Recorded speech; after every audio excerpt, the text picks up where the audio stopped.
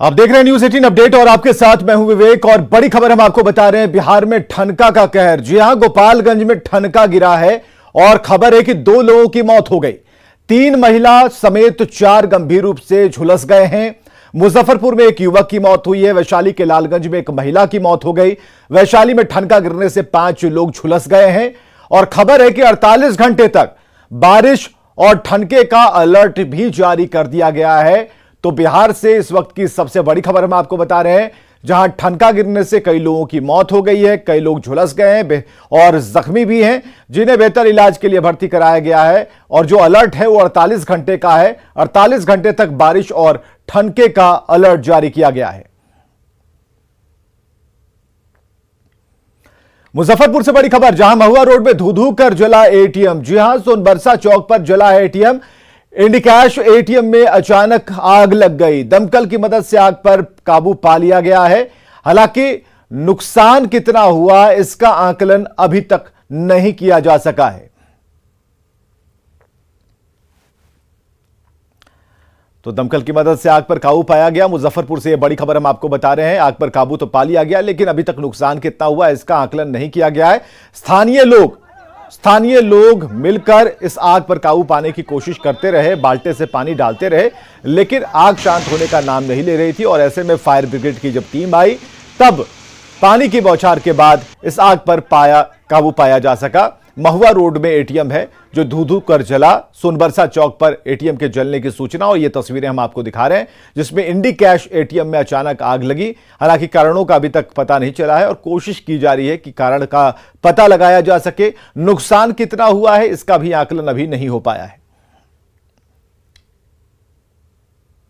Short circuit से आग लगा है। आप लोग को कैसे पता चला कि हम लोग ग्रामीण हैं, यहाँ के थे जी?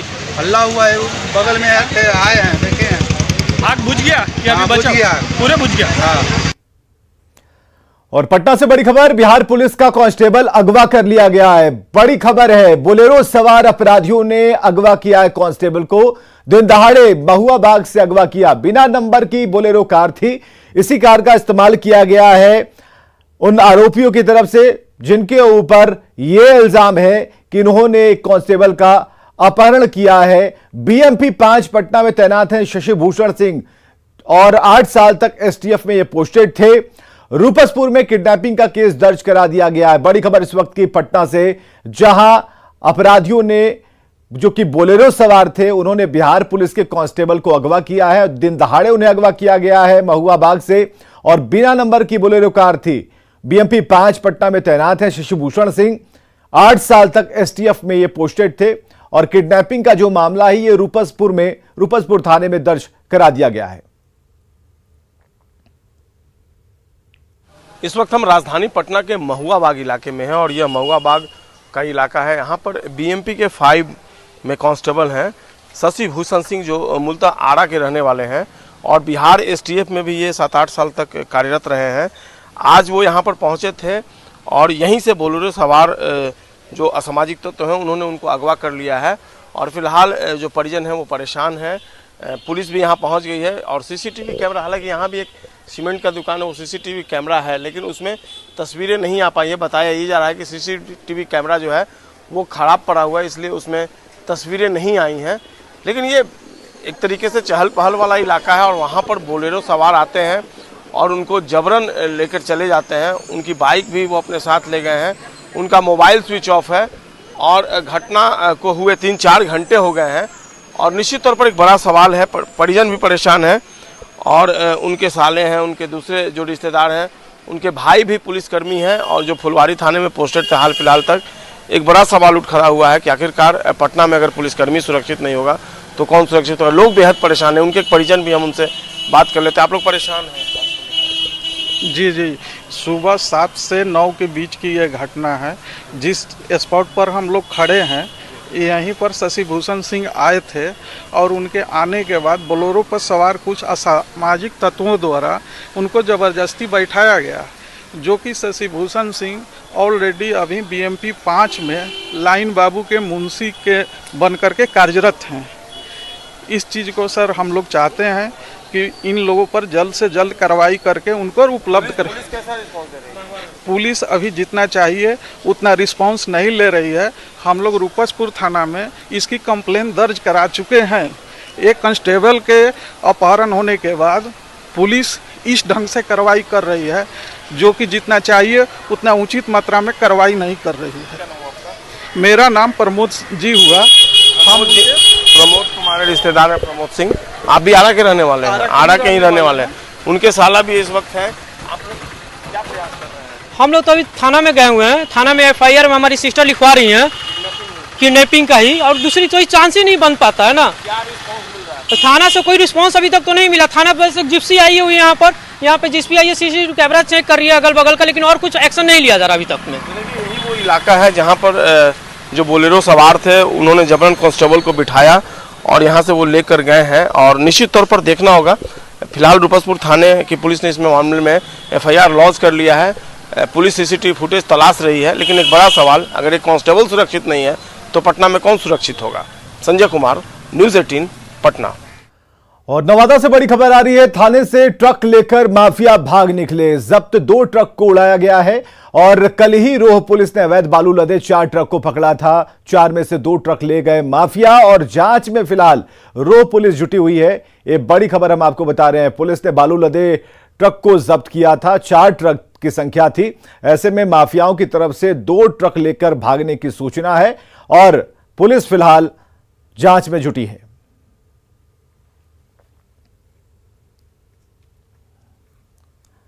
तो नवादा से बड़ी खबर इस वक्त की हम आपको बता रहे हैं, जहां पर अवैध बालू खनन को लेकर पुलिस मुस्तैद है और इसी क्रम में 4 ट्रक को जब्त किया गया था, जिसमें थाने से ट्रक लेकर माफिया भागे हैं। 2 ट्रक ऐसे हैं जिन पर बालू लोड था और उन्हीं 2 ट्रक को लेकर के बालू माफिया भाग निकले और कल ही अवैध बालू लदे 4 ट्रक को पकड़ा गया था। तो 4 में से 2 ट्रक लेकर माफिया भाग चुके हैं और पुलिस जांच में जुटी है। और बड़ी खबर सुपौल से, जहां पत्रकार महाशंकर की पीट कर हत्या की गई है। सुपौल से बड़ी खबर, जहां पोल्ट्री फार्म में गंभीर रूप से वे घायल मिले थे। इलाज के दौरान पत्रकार की मौत हो गई है। राघोपुर के राधानगर की यह घटना और अब तक कोई सुराग नहीं मिला है। अखबार और निजी चैनल से ये जुड़े हुए थे पत्रकार। और अमित झा हमारे साथ फोन लाइन पर। अमित झा, क्या अभी तक सूचना मिल पाई है और जो पुलिस है वो क्या कह रही है? देखिए, जिस तरीके से अभी इनकी निर्मम हत्या हुई है उसमें उनके स्टाफ का ही नाम आ रहा है। ये महाशंकर जी हैं जो मिथिला क्षेत्र में मैथिली भाषा के लिए कई मैगजीन निकाला करते थे और कई चीजों में काम किया करते थे। तो ये वहाँ अपने गांव हुलास में, राधानगर हुलास में एक हैचरी अंडा का फार्म चलाया करते थे। इसमें उनका बगहा का एक स्टाफ गुड्डू रहने वाला था जो वहाँ पर काम करता था, जो अभी गायब बताया जा रहा है। और कुछ रुपये भी जो आज उनको पेमेंट आया था वहाँ पर, वो रुपया भी वहाँ पर नहीं है, जिससे शंका की जा रही है कि उनके स्टाफ ने ही उनकी पीट कर हत्या कर दी है। और लगभग जब 1 घंटा तक वो घायल अवस्था में अपने फार्म में पड़े रहे, तब स्थानीय लोगों ने जब कोई सुगबुगाहट नहीं देखी, तब लोगों ने जब जाकर अंदर देखा तो देखा कि महाशंकर जी गंभीर रूप से घायल हैं और उसके बाद उनको अस्पताल ले जाया गया, जहां डॉक्टरों ने उन्हें इलाज के बाद मृत घोषित कर दिया। चलिए, बहुत बहुत शुक्रिया अमित झा तमाम जानकारियों के लिए।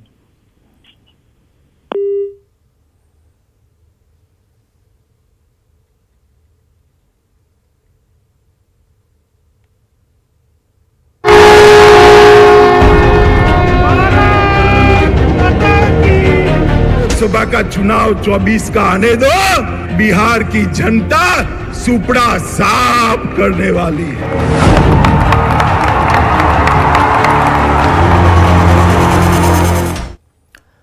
मिशन बिहार पर आए केंद्रीय गृह मंत्री अमित शाह ने सीमांचल दौरे के दूसरे दिन किशनगंज में आयोजित आजादी के अमृत महोत्सव कार्यक्रम में स्वतंत्रता सेनानियों के परिजनों को सम्मानित किया। इस मौके पर अमित शाह ने देश की आजादी में सर्वस्व निछावर करने वाले आजादी के दीवानों को याद किया। अमित शाह ने कहा कि 75 साल की यात्रा पूरे गौरव के साथ गुजरी है। जनता ने जिन्हें भी मौका दिया उन्होंने बखूबी अपना काम किया है। गृह मंत्री ने कहा कि आज हमारा देश इंग्लैंड को पछाड़कर अर्थव्यवस्था के मामले में 5वें स्थान पर आ गया है और हमारे देश में लोकतंत्र की जड़ें इतनी गहरी हो गई हैं कि जब जब देश में सत्ता परिवर्तन हुआ, खून का एक कतरा भी नहीं बहा। अमित शाह ने कहा कि आज हमारे देश की सेना इतनी मजबूत है कि कोई भी देश हमारी तरफ टेढ़ी आंख करके नहीं देख सकता। कोई नहीं बनाते थे, मंगल ग्रह तक यान भेजने का वाला भारत बन चुका है।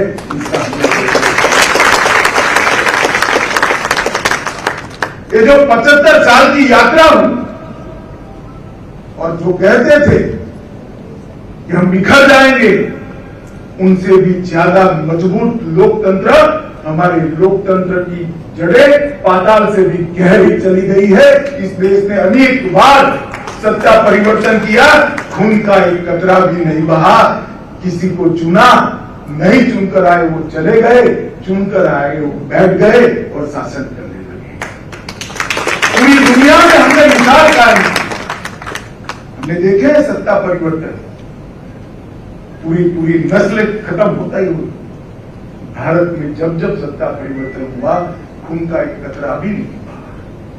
हमने लोकतंत्र की हमारी जड़ों को पाताल से गहरा करने का काम किया है। 17 साल का खुदीराम बोस हो या 23 साल का सरदार भगत सिंह हो, किसी ने ये नहीं सोचा था कि मेरे जीवन में बाकी क्या बचा है। इन्होंने ये सोचा था कि मेरे बलिदान से अगर इस देश को आजादी मिलती है तो मेरे जीवन में मेरा कुछ नहीं बचा। और ऐसे बलिदानियों के बलिदान से ये देश आजाद हुआ। 75 साल तक की यात्रा हमने बड़े गौरव के साथ समाप्त की। देश की सेनाएं इतनी आधुनिक और मजबूत बन सकती है कि कोई हमारे देश के सामने टेढ़ी आंख से नजर डालने की हिम्मत नहीं। किशनगंज के ऐतिहासिक मंदिर में पूजा अर्चना की। शाह यहां करीब आधा घंटा रुके और माता का दर्शन कर प्रसाद चढ़ाया। 5 तस्वीरें हम आपको दिखा रहे हैं। शाह मंदिर में पूजा कर रहे हैं। केंद्रीय गृह मंत्री ने ऐतिहासिक मंदिर में माता की आरती की। पूजा करा रहे पुरोहितों के पैर छुए और उसके बाद अमित शाह ने रक्षा सूत्र बंधवाया और मंदिर की परिक्रमा के बाद प्रसाद ग्रहण किया। इस मंदिर का इतिहास काफी पुराना है और मान्यता है कि इस मंदिर में दिल से मांगी हर मुराद पूरी होती है। इस मंदिर में मूर्ति दान करने की भी प्रथा है, लेकिन मूर्ति दान के लिए अभी 20 साल का वेटिंग लिस्ट है। अगले 20 साल तक मूर्ति दान करने के लिए बुकिंग हो चुकी है। अगर आज के समय में कोई मूर्ति दान करना चाहेगा तो उसको 20 साल इंतजार करना पड़ेगा।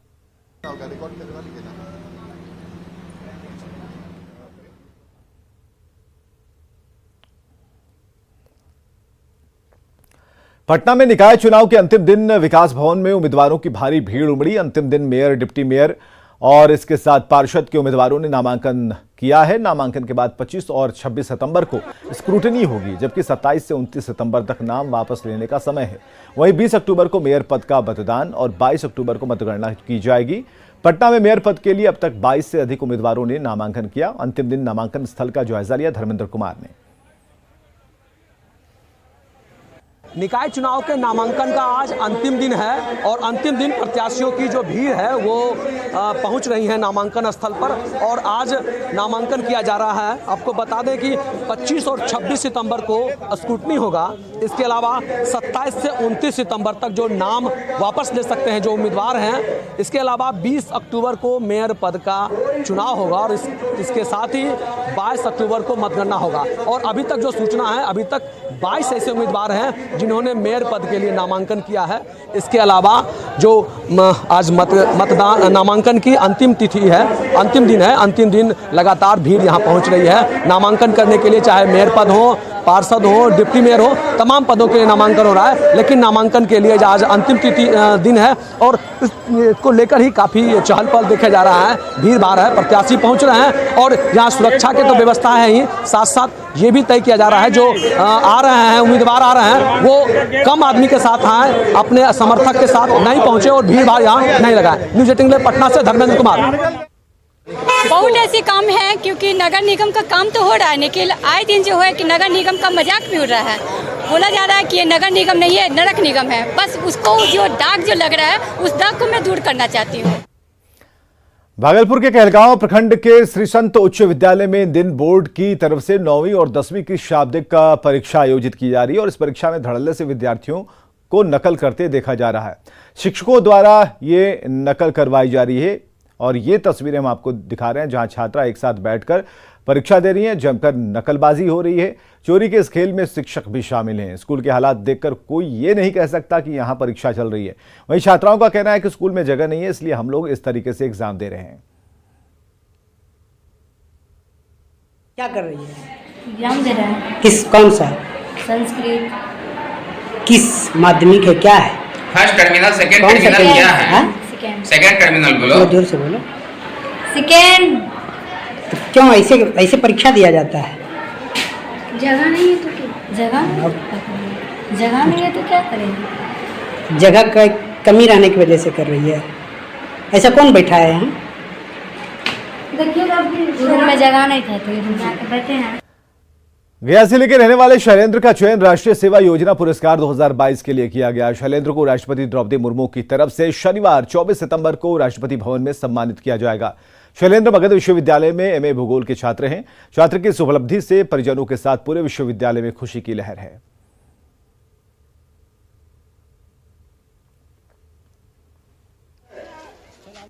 मुझे 24 सितंबर 2022 को राष्ट्रपति द्वारा राष्ट्रपति भवन में पुरस्कार दिया जाएगा। यह पुरस्कार हमें सोशल वर्क के लिए दिया जाएगा। मैं एनएसएस में 2016 से जुड़ा हूं और यह लगातार 6 वर्षों तक हमने एनएसएस में रहकर सामाजिक सेवाएं में अपना योगदान दिया। और खबरें लगातार जारी हैं, बने रहिए हमारे साथ।